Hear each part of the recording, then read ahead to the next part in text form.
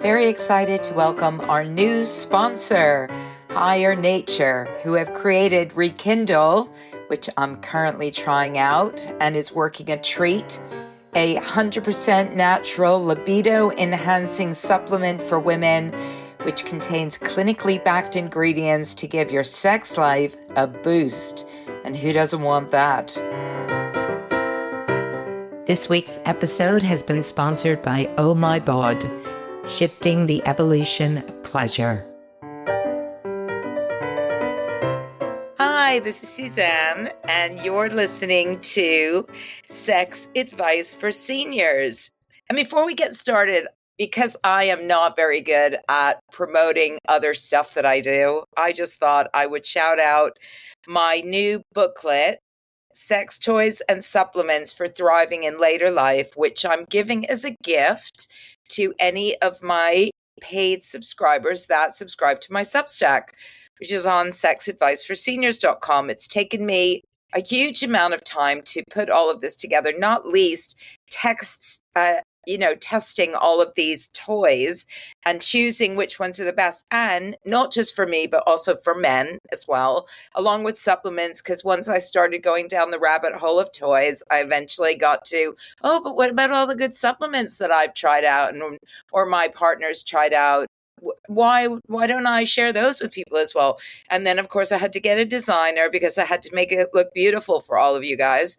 And all of that has taken a considerable amount of time. And I would welcome you going over to sexadviceforseniors.com and checking it out, because I think it's a very useful guide, especially if you're an older person and you've never been on a sex toy shop before, or you have and gone, holy shit, there's so much stuff here. How am I ever going to choose something to buy? I don't know what all of this stuff does. I've taken all of that worry away. You see, all of that anxiety, I've just taken it all away. Anyway, enough of that.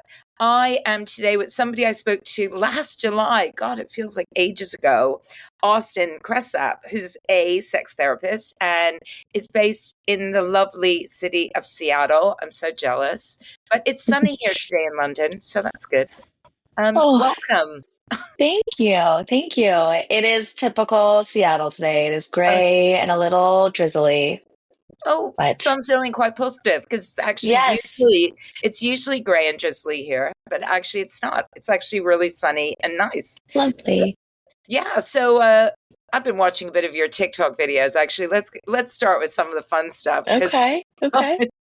Austin's got a really fun TikTok channel where she shares short videos with very, very practical tips on how to either reclaim the intimacy in your life or just how to give people. One of the little series that I'm really enjoying at the moment is the nonverbal cues for how to tell your partner you're up for it. Do you want to Mhm. explain a little bit more about that? Yeah. So I started that series because it is something that comes up a lot is, who initiates or the pressure around initiating, and also how to deal with rejection. Yeah, big Um, one. it for some people it could be really hard to like just say, "Hey, I'm horny. Hey, I want to be with you." And so I started to get kind of creative with some of my clients, and also pulled, the one you talked about before about the coffee cup from a show, New Girl. It was inspired from there, but where you pick something, you pick some kind of figurine. In the show, they use a coffee cup, and you both mutually agree that this is something that if you see it out, that means your partner is interested in some type of intimacy later. And this really helps with reducing the pressure of re-entry into initiation. Yeah, If yeah. it's been a long time or there's been some ruptures. And so if you see the figurine out, you can either just like put it in your mind, okay, what do I need to do to get myself in that headspace if I want to? Or if I'm not into it, I'm just going to put it away. And it can be fun. It could be cheeky. It could be exciting to walk into the room and you see it. Maybe you have other people in the house or kids, they have no idea. And so you have this little clue. And I've noticed it really helps people um, feel less rejection Yeah. because they're not putting themselves out there face to face. and then hearing the no. Yeah. Uh, Beyond that, I try to have people, if they are doing it verbally, kind of the opposite of improv. Instead of yes and, I say no but, one T, not two. And that's saying like no to penetration, but I am open to cuddling. I am open to this. And so you're still saying, I see your bid for connection. I still am open to doing something. And this is what feels safe and comfy for me. Oh, right. I like that. And what if you take the coffee cup, you put it out, and then somebody puts it away, and then the other person puts it back out again? Mm. I mean, I guess that could definitely happen. Um, I think that would be a discussion about, boundaries. How much time do we want to wait before we try that again? Or maybe that's an invitation for a deeper conversation of, Yeah, hey, no, yeah. I really want this. Let's talk about this. Yeah, yeah. And I think also there is, look, there's always a bit of rejection, isn't there, when no matter whether you're signaling non-verbally or verbally saying, I'm feeling horny tonight, how about you? Um, Hmm. and I think that's, rejection is a part. Unfortunately, it does sometimes, but I think, I noticed that one of the other things you suggested was just removing the shame and the blame from some of those conversations, right? Yeah, yeah, absolutely. And it really ties to the different arousal types of spontaneous or responsive. And there's, often you have both in a relationship. Yeah. And the spontaneous person is like, now? How about now? How about now? And the responsive person is like, okay, I have to be ready this instant. And that's where they say no, because they are doing the dishes and all of a sudden they're like, I can't switch to that. Yeah, yeah, And yeah. so having a little nonverbal cue can help the responsive person think about what kind of context they need or they would like to get into that headspace. And they don't have to be ready right in that moment. Yeah, yeah. That's a really, really good point. I mean, I'm very much about prepping, and prepping is part of the getting into the headspace, Mhm, whether it's putting on something that makes me feel more sexual, or mhm. just like all the kind of doing my hair and doing all the other Yeah. stuff that just makes me feel more attractive to the person that I'm with. And if somebody's, I suspect I'm not living with anybody, but I suspect if I was, I would welcome having that knowledge, because then I could think about, oh, Mhm. how am I going to make this feel good for me tonight? What am I Yeah. going to do to kind of get me in that space? Like, how can I be Mhm. creative around that? People often laugh at my scheduling sex, but for me, it's about the creativity involved in that. Yes. And often, and I haven't spoken about it for a while, but often some of the kinkier communities, the creativity is the main act, right? Mhm. Yeah. Storytelling that often accompanies whatever you're doing, that is the thing that attracts people to that particular kink community. Yeah. Whether it's role playing, or some sort of dressing up in some other way, or something, or where there's a power dynamic, or something Mhm. that just gives it a little bit of a switch up from Yeah.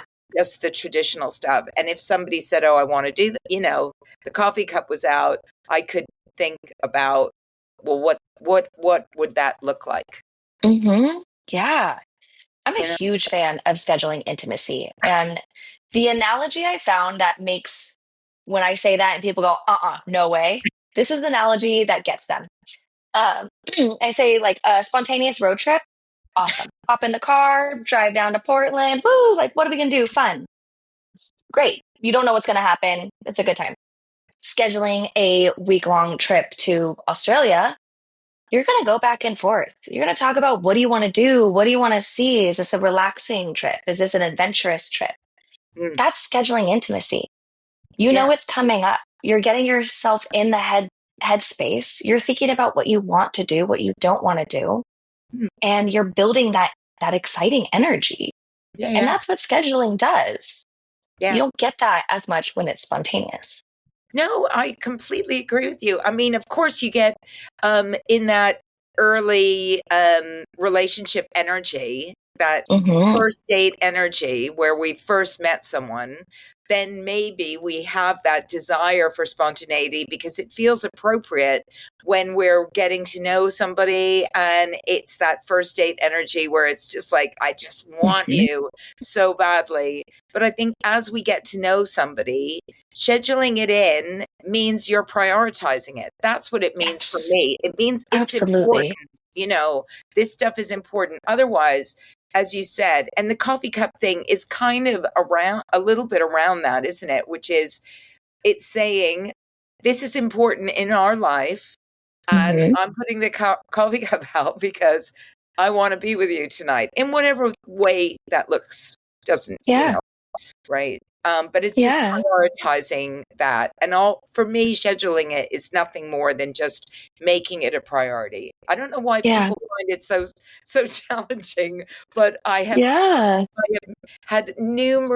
have had so much pushback to that concept. It amazes me. I'm like, what's there not to get about this? yeah. And I mean, what don't we schedule in life these Exactly. days? You know, we're busy.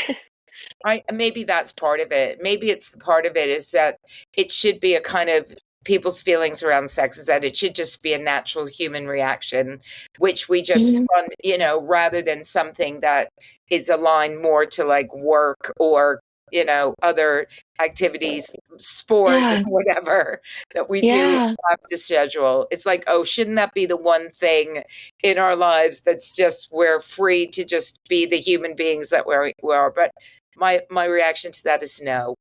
It's- yeah, yeah. I mean, and you bring up sports, it makes me think of the idea of practice. And I think we only think of practice when we're learning something new, but we practice all of our habits.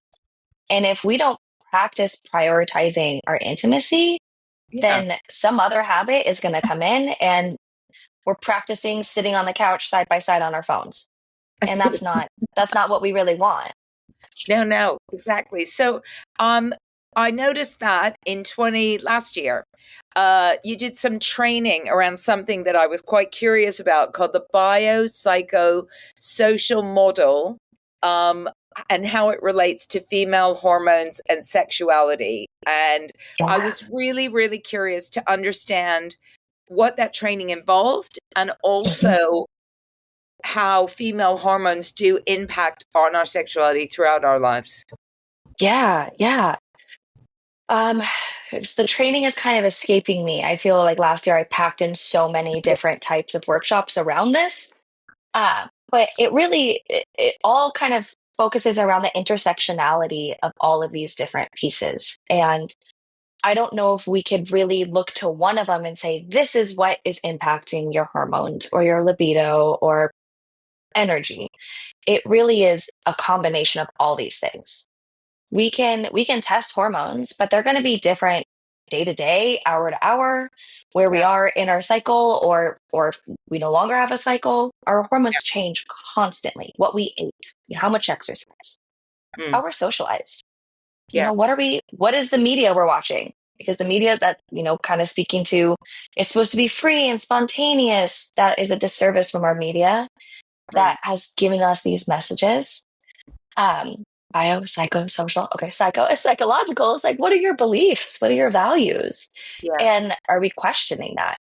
And if we look at all of those things and really dive into them, we get a more holistic understanding of what is impacting our bodies and maybe what we can shift to have a little bit more access to that pleasure. Yeah. And when we talk about some of the psychological aspects, one of the things that I haven't discussed for a while actually is how culturally different cultures deal, especially with older age, sexuality, libido, Mhm. etc. And for some cultures, women just are not sexual. The Mhm. granny image is not a sexy image. Whereas there's other cultures where we step into our wisdom, we step into our elderness, we step into Mhm. this kind of person that delivers the education to younger people about how to, how to have sex, how to be more intimate. In some cultures, it's perfectly acceptable for older people to talk about it, and in some cultures, it's not. Mhm. So, was that part of it as well, looking at the cultural backgrounds of all of this? Yes. Yeah, absolutely. And yes, there are so many different cultural backgrounds. And even within that, I like to really ask the individual what their relation to that is. Because they Yeah, can grow up in a culture that doesn't support that, but they themselves are very sex positive or their household was, right. and finding where their ties are. And these cultural impacts really, some of them can really socialize people to equate their desirability or their value to their sexual performance. Yeah. And if there are changes in our body, menopause, pain, maybe we're on the asexual spectrum, or we get with a partner who is, we feel so much shame Mm, about ourselves because we are tying our value to these things mm. that may not actually fit. Yeah, yeah, yeah. And how do you see this manifest in like the couples therapy that you do? Oh, well, there's a lot of religious shame and trauma that comes up. Um, I see a lot of people that maybe have left the their religion, or they grew up with it and they don't ascribe to that, but they still have some deep seated memories or messages that they got, Mm, and that is showing up in how they're able to initiate, or where they're getting their information about sex or what they see in the media, and then that doesn't match how they feel, or they're trying to replicate that and it feels really off and not authentic. yeah. And so they look at themselves and they go, what's wrong with me? Mm, What's wrong with my partner? And it's interesting because I think so often we get like, men want sex all the time yeah. and women are need to be convinced. Yeah. And very often I see that swapped Yeah. in my sessions, and the woman feels wrong or bad because she has this high libido and she wants. And the man is like, I'm happy, like, to go for a walk with you. Or, I don't really feel like that sexual right now. And so the shame of not matching what the larger world says Mm, is right. I don't know if that's the right word there, but yeah. Yeah. it can be really contradictory and create a lot of shame around that.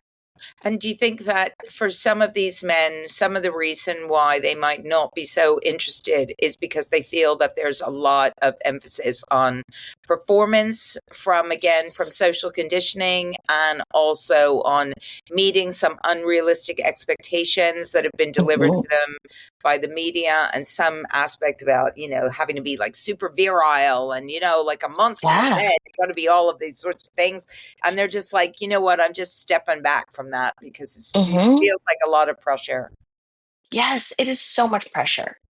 you know? And that is such a mood killer.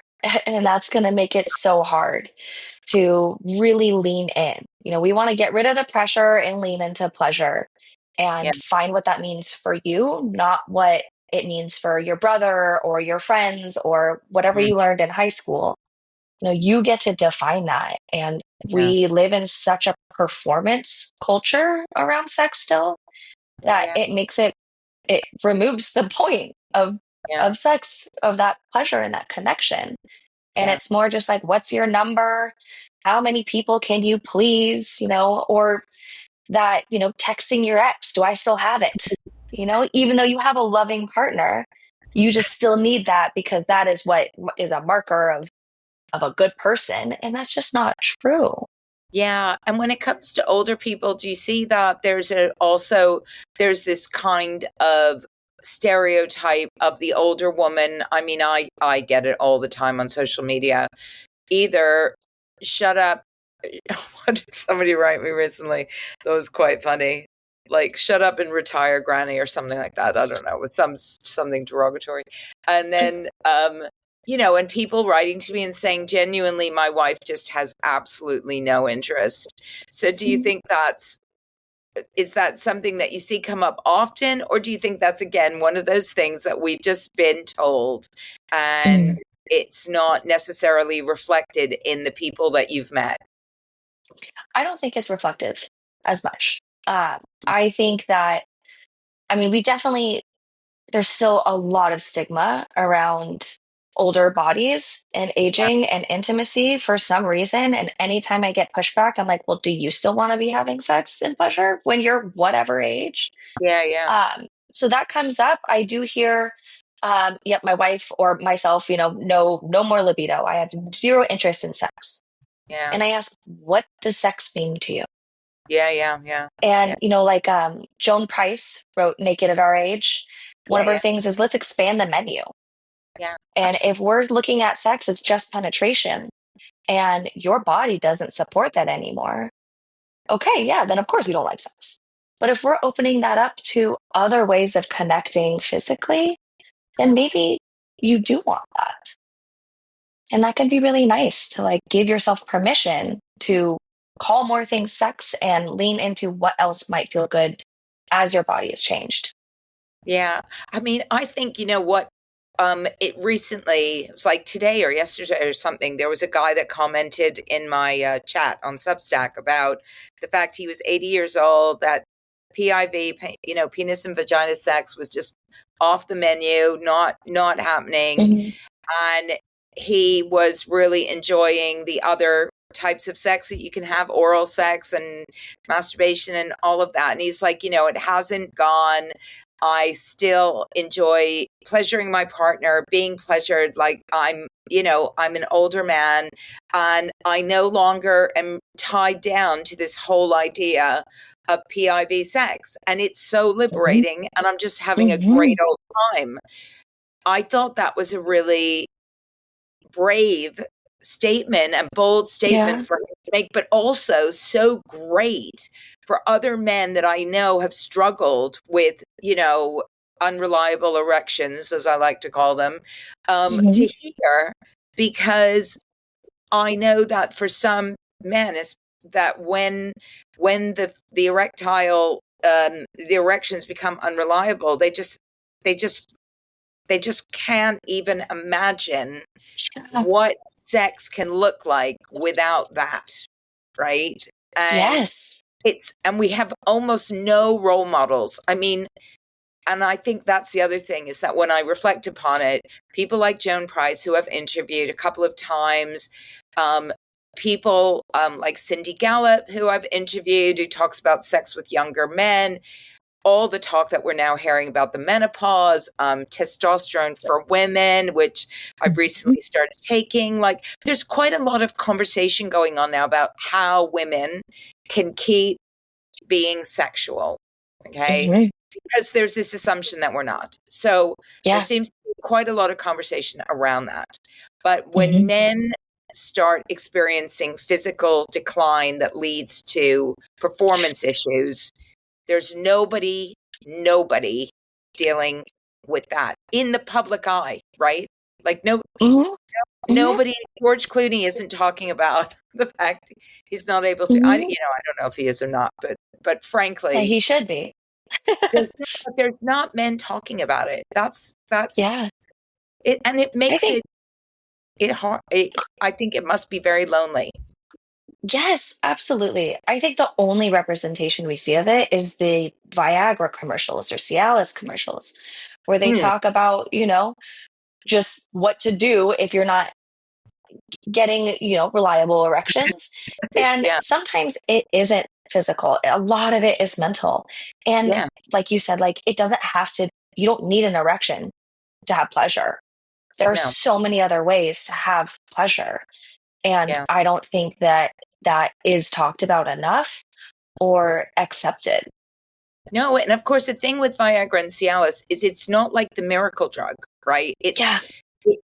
It's normally an indication of some other condition. So at some Hmm. point, it's going to stop working. Like it Hmm. almost inevitably is going to stop working at some point, um, Hmm. because whatever's sitting underneath all of that unless you suddenly take control of your health in a really significant way and start dealing with the underlying issues, whether it's obesity, diabetes, cardiovascular issues, prostate issue, whatever is happening, unless Mm-hmm. you deal with those, that pill isn't going to cure every that issue. Yeah. Mm-hmm. So at some point, that unreliable erection is going to become completely unreliable. And then, Yeah. and so I don't think that necessarily promoting all of these pills as being like, wow, you're just going to take a pill, it's going to be amazing, right? Because, Mm-hmm. yeah, in the short term, it Yeah. might be. Mm-hmm. And I know people who they've they have very little sexual experience and they're ready to get out there and they're terrified, and the few times they tried, because they put so much pressure on the erection, that they can't get one. So Yeah, they're taking these medications and it's not helping, and it's we're talking about what is this pressure you're putting? What is the goal? It yeah. shouldn't be just like stick it in. What are you hoping? What's the deeper goal you are trying to get to here? Is it connection? Is it pleasure? And, insurance, I'm pretty sure, covers Cialis and Viagra. It absolutely does not cover sex therapy because it's not seen as actual issues.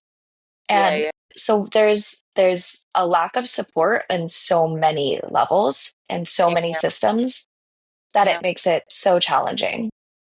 Yeah, absolutely. And it's not like I said, the lack of education over how erections actually happen Yes. doesn't make it easier because Yeah.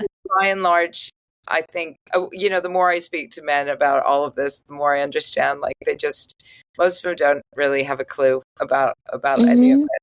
And you're like, well, it could be going on in your head, could be something else.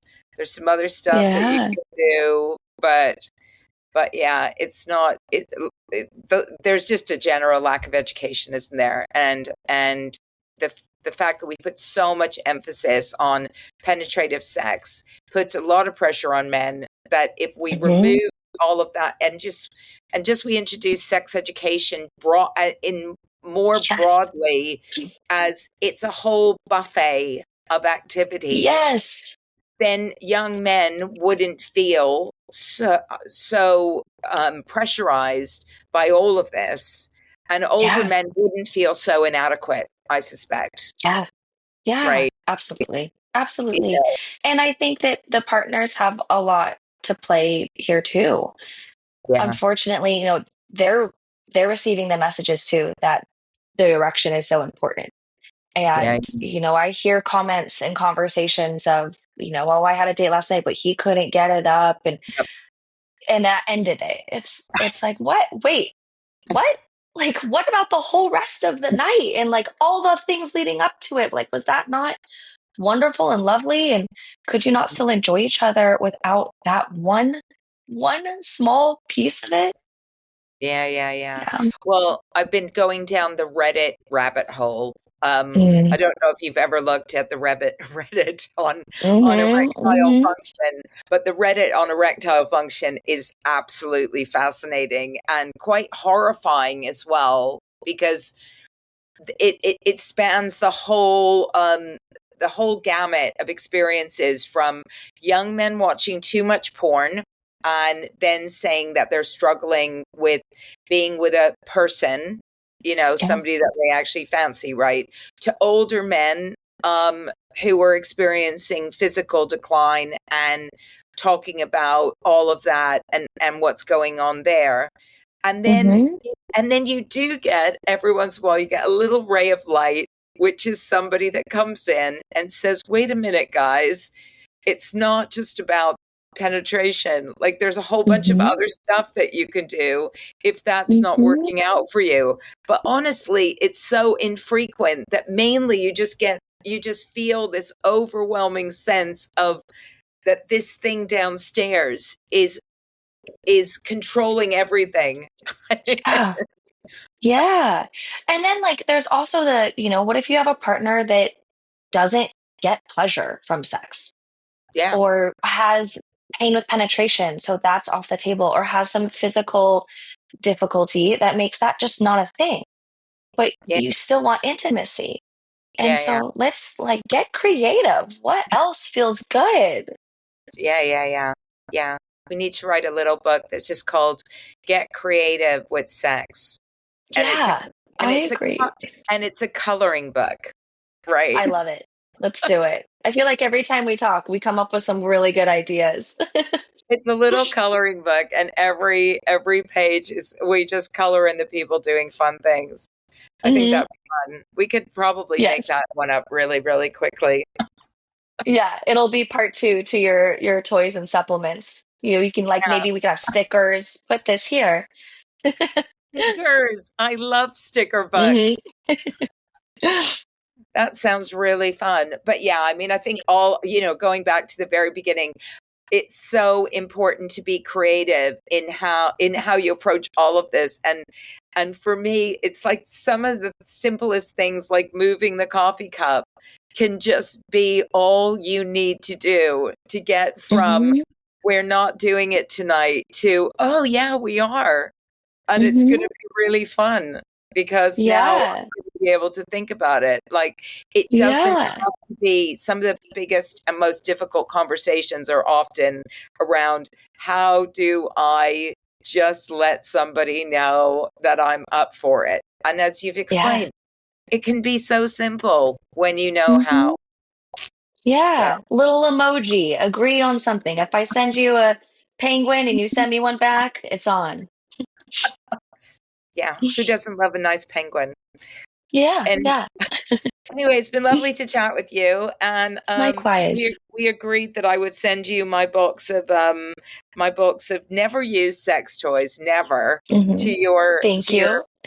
participants who might want to see what some of these very unusual products that I've been given look like. Can't They wait. You know what? There's another guy that I interviewed called Ralph Greco who's been reviewing sex toys for ages, and another woman called Alex Fox. And we talked about what the fuck to do with all our sex toys that we can't all use. So somewhere, so maybe we all get together a little care Oh, package for you. And yes. I and would be so grateful for all of my educational purposes. that would be great. I'm quite happy Hmm. to do that. I'll write to Ralph and Alex and say, would you like to donate these to a better cause, which is not sitting in your storage container or Yeah. needing dusting? So yeah. Yeah. Thanks so much for chatting Of and course. Thank have a you. lovely day in Seattle. Thank you.